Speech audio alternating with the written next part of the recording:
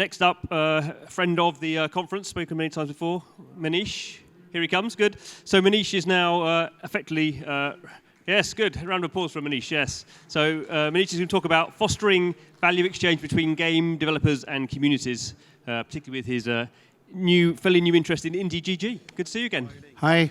How many have you done lunch? I saw a lot of you sitting here. Have you guys had lunch or not? Or yes? Good. I'm not going to have 60 slides. I'm going to be kind of really sticking to 20 minutes, which I've got. And it's fairly simple, the concept. I like to make it very interactive. Your work experience, is it your IP or is somebody else's IP? Anyone, please. Whatever you have accomplished in your life, you think you own it or somebody else owns it? You own it. Sorry? Valve owns it. That's a gamer talking about, absolutely. But your work experience is your experience. That's really stays with you. Nobody takes it away from you, right? But your game history is taken by Valve, right? It's taken by Fortnite, it's taken by PUBG, it's taken by Free Fire, it's taken by Fortnite. Is it fair? Your work experience stays with you, but your gaming experience doesn't stay with you. I don't think it's fair. Yeah. So they're kind of stealing your dollars because your work experience gets you to make money. But your game history, your game reputation, it doesn't belong to you and hence you can't monetize it. So sad. Most of us are gamers. Most of us have spent a lot of time, if not money, and money in games. And what we get is, right? That's what we get. And people say that all wealth is the product of labor. And for a gamer, is that really counts? His labor, his time is really kind of being taken away by the game developers, by the platforms, by the ed tech. And the gaming guy is really kind of getting berated, at least in a country like India. His parents keep scolding him that fucking go and do some work. You're just playing game. Do some better use of your time. Unfortunately, that's a reality which all of us are facing and all of us have done.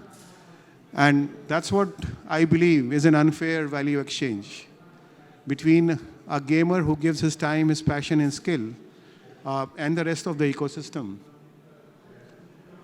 Today, all the value, if you see, it is being taken by either app stores or by the centralized ed tech platforms, where the game developer spends money on Facebook, on TikTok, or gamers buy some item on App Store.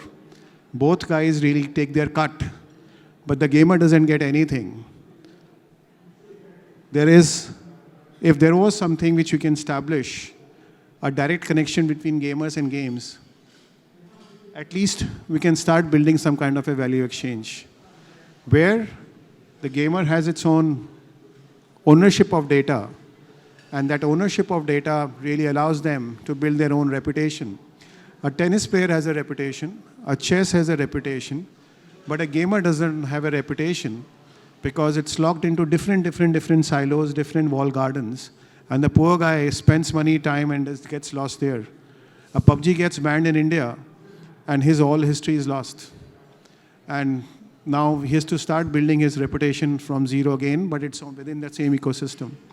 So we believe that if there is a value exchange which can be created between gamer and games, where the reputation of the gamer can be leveraged to kind of monetize his disposable time and skill, the game developer also will be happy, and I'll explain you why.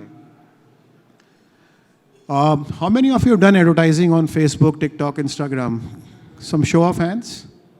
Great. What do you pay for? You pay for some install, some download, some registration, correct? Do these guys take responsibility that how many kills will this gamer do, and hence you only pay me for kills? No. That's the risk is with the game developer, that what kind of quality of gamer is he coming, some attribution, some platform, something, but we all know I've been around for 13 years doing a lot of performance marketing. There is a churn, there is a progression percentage. And that's what the risk which you are taking as a game developer publisher. Now, if you look at from this particular scene, let's take some maths. You'd spend 10 cents to get top of the funnel. And let's assume that you were playing Candy Crush and you wanted to say level 50. 1% people reach to level 50. You are effectively paying $10. So $10 is your effective CAC versus if you were to give it to a gamer and say that, hey, listen, I'll pay you $5 if you were to cross level 50. The gamer who does not reach to level 50, you don't have to pay a dime. So you are kind of really saving that money and you're getting a user. Second, that gamer who is coming level 50, he can't be a jobber. That whatever level 50 needs some skill, needs to have fun, needs to reach to that level. But whosoever does that much sweat, skill, gets $5. Now he may put in 1 hour, he may put in 2 hours, but that's a great money which the gamer is getting, and it's a curated gamer which you're getting. So your effective CAC is lesser, your ability to kind of retain that gamer is lesser. So if you are able to create a value exchange between game developer and gamer, it's a win-win situation versus the win-lose situation which is currently on in the ecosystem, where the centralized systems are really kind of taking money on basis of gamers' data from the game developer, where the game developer is taking the risk of top of the funnel and gamer is getting nothing. Now, that's what we would like to change. And then the second thing which we always kind of feel is that you've acquired an user. How do you retain them, right? Now, if you were to take the same example forward, which I just mentioned, now you can create a leaderboard for guys who created level 50 and onwards they continue to play. You have still kind of have a lot of money saved from your system. And now these guys, you can define and design leaderboards the way you want. You can create certain thresholds, you can create certain conditions, which is completely aligned with your game design and game progression design. So again, the money is going to the gamer. The game developer is getting a better retained, better LTV. And there's a fair value exchange which is happening the two. And you're continuously doing it. Third piece, how many of you have participated in tournaments? Correct? Now these tournaments today, when let's say a PUBG does or a Free Fire does, some agency comes, they take certain amount of money, they kind of fill in some rooms like this. Look at the room here. If this was a room which was done by community for community, would this be so empty? I don't think so. When we have events which people are just generally coming and sitting, some of you are maybe relaxing after food, somebody are tired since morning talking. That is exactly what happens because we are here primarily for networking, not for sessions, right? So from that perspective, when you do grassroots tournaments by community, for community, you will have a lot more passion and you don't need to have an agency to fill it. And the rewards, you can give it in the game vouchers form so that the money which you are spending is going back into the game versus going to an agency. So gamer is also happy, game is also happy, and you're creating a compounding of economy. You're creating a circular economy. So what you're doing is with the value exchange, if you're able to execute it based on reputation of a gamer, you're at the consumer acquisition, you're getting the right gamer with much lesser cost. You are able to retain them through a constant, some design of leaderboard, and you are able to create grassroots tournaments, right? Which creates a snowball effect into your monetization. So if you are really being intelligent about it, you are building a community and you're building an enduring relationship because all of this is happening transparently on the wallet of the user on chain, which means that you can in future drop your own NFTs, you can drop other rewards, promotions in form of NFTs for the gamer to play. Now that becomes a new mechanism for you to re-engage versus when you're doing it on TikTok, Instagram, you don't have a return path. Now you have a very, very clear return path. So that's what, guys, we have been kind of really doing. We are saying that we need to really change the game. We need to really kind of look at across the stages of game development, and some of us will be game developer publishers here. And how do we really bring gamer at the right and center, across life cycle of game, so that there is a clear-cut exchange which is being created between gamer and game. And we have been working, this is just an example. There are more than 40, 50 games which are now really operating, where we have very, very simple thoughts. You could be a community member but have an affinity for testing. You could be a community member and you may have an affinity for a Discord manager. You could be a community member, a tournament host. You could be a clan chief. You could be a content creator. You could be an asset creator. So there can be so many things among the gamers which they love to do. And our job is to kind of educate them so that while they're playing games, they can really generate their earning. And it is beneficial for the game to kind of really do that. Happy to share 35,000 people earned in the month of May in India in the last month. And we just started 6 months back.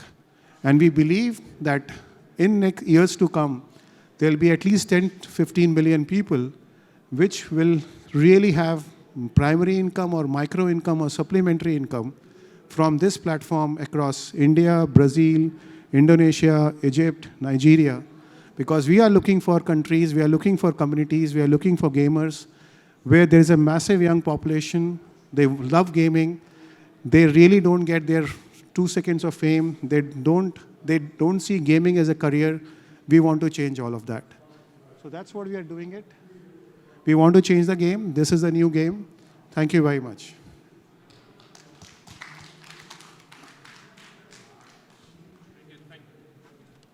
Very good, thank you, Manish. Do you have any questions about this? No, I don't think we should. I've one.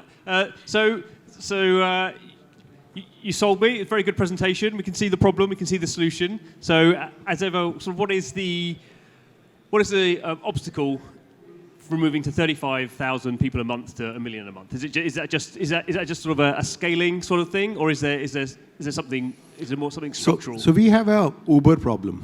Like there were always passenger demand. We needed more drivers for Uber to grow.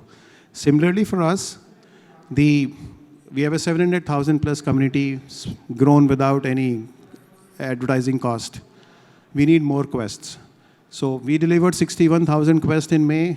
Can we do 600,000 quests? Because the community demand is there. We need to go and get 600,000 quests on the platform. We started with Web3 games. Now we are seeing the response of community is super exciting, and we want to now extend this thing to Web2 games. So we will be very soon talking to all big Web2 games in India and Brazil and saying that put up your quests. Today we have a capacity of doing 2,000 tournaments a week because we are not doing it. It's a community which is doing it. There is a college kid who loves to be famous and he wants to organize that tournament. Voila, go and do it. So we have got 3,000 odd clan chiefs across 2,000 colleges in India. We are expanding it really fast. We have 15,000 applications. So community building is not an issue. It's the quest which we need.